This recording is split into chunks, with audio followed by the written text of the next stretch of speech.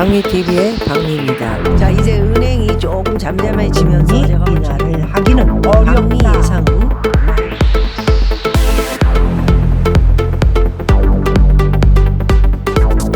박미의 진짜 경제 뉴스 시작합니다. 공급 부족, 집값 폭등론의 허와실. 집값을 이게 공급이 부족하기 때문에, 그러니까 수요는 많은데, 살려고 하는 사람들은 많은데 공급이 부족하다.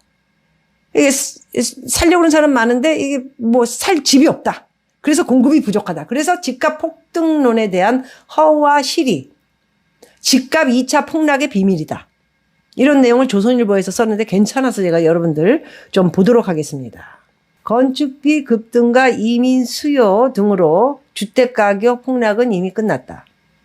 짧은 가격 하락 후 상승세로 돌아간다. 이거 지금 저 독일에 대한 이그젠플로 기사를 쓴 내용입니다. 사실은 갑자기 집값이 이게 금리가 올라가면서 독일도 집값이 내려갔대요.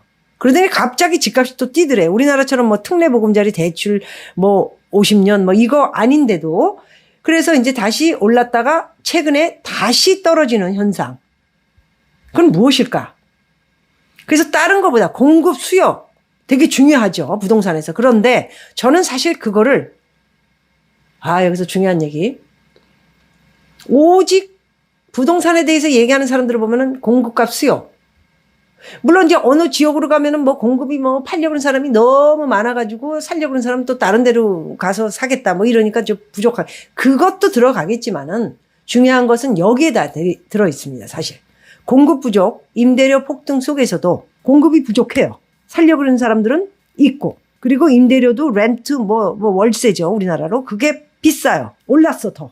근데도 독일의 집값이 지금 급락세로 전환하는 이유가 첫 번째, 집값은 수급보다도 경제 상황이 우선이다라는 것을 독일이 명확하게 보여주고 있다. 이거 잘 들으셔야 돼요. 네? 부동산을 추정할 때 자꾸 그 기사 내용에 엉터리같이 몇 개월 동안 지금 뭐 집 많이 팔려가지고 지금 6개월, 7개월 올라갔다 그리고 바람 잡는 놈들이 있고 그러지 않았습니까?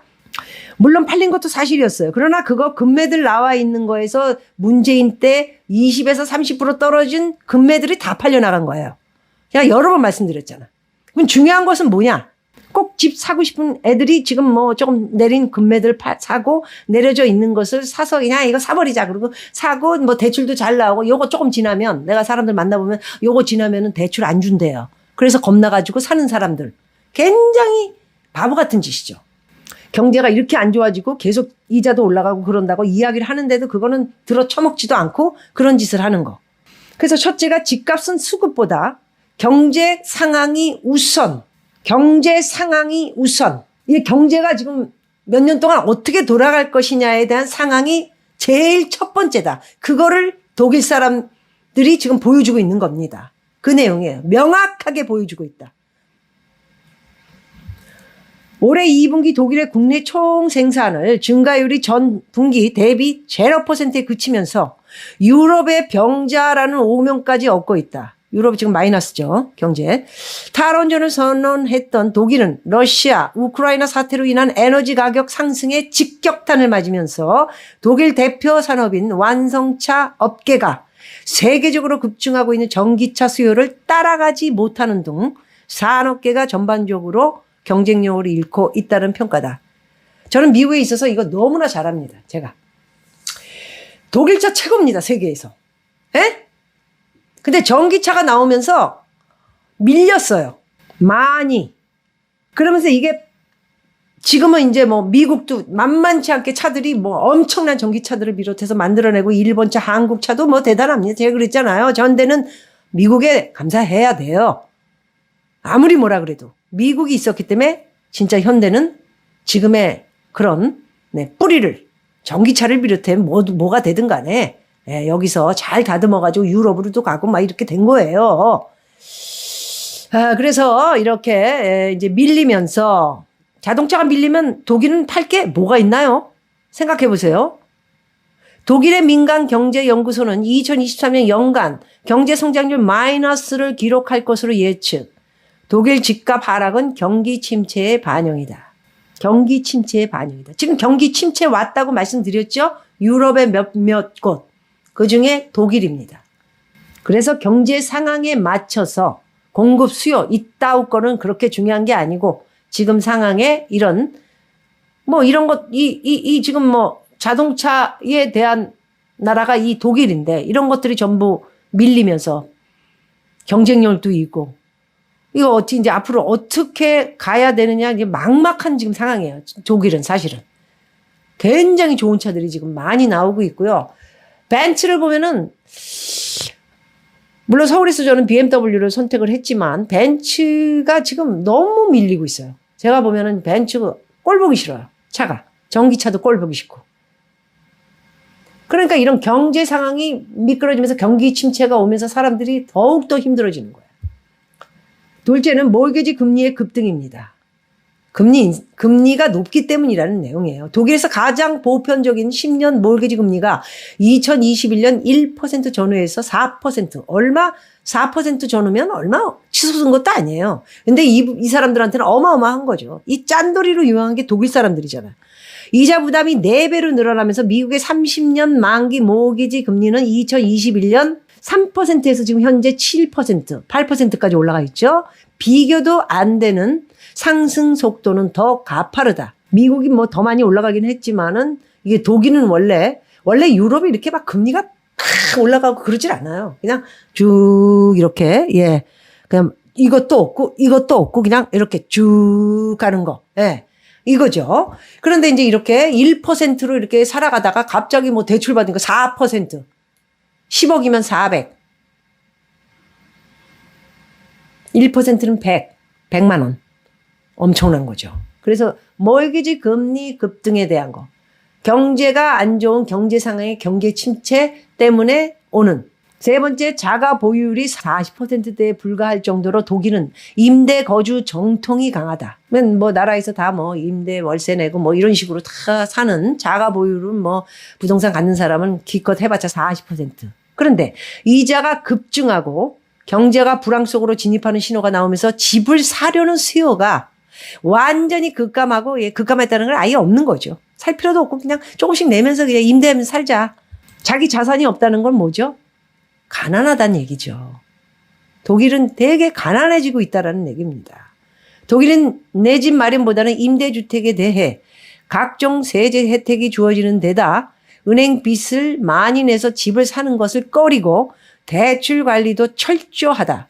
아주 그냥 스크루지 할아버지보다 더한 철두철미한 돈에 대해서는 소세지 그냥 텁텁하게 맥주 소세지 이렇게 먹으면서 독일은 2008년 세계적인 금융위기에도 주택 가격의 부침을 겪지 않았을 정도로 대출 관리가 깐깐한 것으로 유명하다. 집들을 안 사는 거야 그냥. 집 안 사고 그냥 월세 살고 그래야 그나마 좀 살고 부자인 사람들이 집을 가지고 월세 받아서 이제 돌리고 그런 사람들은 계속 부자가 되겠죠. 그래서 한국 얘기 이제 마지막으로 보내드리고요. 최근 서울 신규 아파트를 중심으로 집값이 급등하는 요인 중 하나가 주택 공급 부족론이다. 원자재 인건비 인상으로 분양가도 계속 오른다. 이게 말이 틀렸다는 얘기예요, 제가. 원자재 인건비 딱 그 말을 하더라고, 얘기하면. 그것도 다 소용없어요. 집을 아무도 안 사고 집 팔겠다고 그러고 차라리 그냥 전세 살겠다고 하거나 전세도 우리나라 큰 문제예요. 전세, 이게 월세 전부 하면은 힘드니까 반전세 하자고요, 반전세. 우리나라 반전세 해야 돼요. 이 전세 때문에 이게 문제가 있는 거예요. 거품이 계속 끼고 갭 투자해가지고 집값 올리고 누가? 투기꾼들이. 집 하나 가진 사람은 그런 짓 안 해요. 집이 그냥 하나니까. 저는 집이 없잖아요. 내 집이 없다고요. 미국엔 많아요. 이게 편안하게 여기는 1가구 2주택 해도 3주택 이래도 그럼 없어요 그냥 그냥 편안하게 그냥 노후에는 이렇게 하면은 또 이렇게 할 수 있는데 한국은 집에 여러 개면 투기를 할 수가 있잖아. 백발백중에 투기할 수 있어요. 갭 투자 해가지고 산 다음에 오를 때 팔고 다만 매도기를 먹고 나오고 그럴 수 있고 1가구 3주택 4주택 계속 한다고요. 왜? 갭 투자라는 전세가 있기 때문에 그런 거예요. 이게 전세가 남의 돈인데 그런 식으로 하고 있기 때문에 이 부동산이 두 채, 세 채, 네 채, 다섯 채 가진 사람들이 그렇게 많은 거예요. 한 채 있는 사람보다 두 채, 세 채 가진 인간들이 얼마나 많은지 몰라요. 그래서 금리와 경제 여건도 주택 가격의 결정적 변수가 될 수 있다. 독일의 금리가 급등하고 실업률이 오르고 경제 성장이 멈추자 집값도 급락세로 돌아선 것이다. 미국은 2분기에 연율 2.4% 성장을 기록하는 등 고금리 속에서도 경제가 탄탄한 성장을 하면서 집값이 오름세이다. 이런 측면에서 보면 한국 집값의 또 다른 변수는 경제이다. 그런데 우리 경제는 미국보다 독일에 가까워지고 있다. 독일에 가까워지고 있다. 희망이 없다고요. 모든 것이. 7월 한국 수출이 1년 전보다 15.5% 줄었다. 경제협력 개발기구 OECD 회원 중 네 번째로 크게 줄어들 정도로 문제가 생기고 있고요. 국제통화기금 IMF 올해 한국의 경제 성장률 전망치를 1.4%로 일본의 올해 경제 성장률 전망치는 우리보다 높은 2.0% 이렇게 IMF에서 성장률을 매겼습니다. 이대로라면 한국은 외환 위기 이후 처음으로 일본보다 낮은 경제 성장률을 기록한다.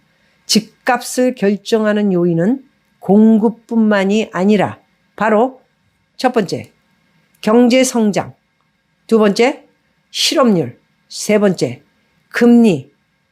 이 세 가지를 복합적으로 미래는 결정될 것이다. 이런 내용입니다.